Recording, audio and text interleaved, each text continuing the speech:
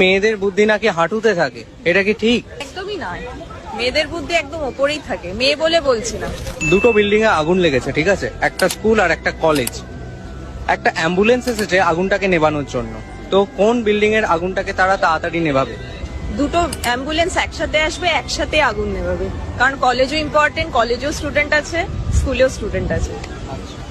মানে তোমাকে আরেকবার কোশ্চেনটা বলছি, দুটো বিল্ডিং এই আগুন লেগে গেছে, তো অ্যাম্বুলেন্স আসছে আগুনটা নেভানোর জন্য। তো কোন বিল্ডিং এর আগুনটা তাড়াতাড়ি নেভাবে? দুটোতেই লাগাবে, কারণ দুটোতেই ইম্পর্টেন্ট। আপনার দুটোই শিক্ষা মন্দির না, একটা স্কুল একটা কলেজ। তাহলে মেয়েদের বুদ্ধি তাহলে বলছো হাঁটুতে থাকে না? একদমই নয়, একদমই থাকবেই না, থাকেও না।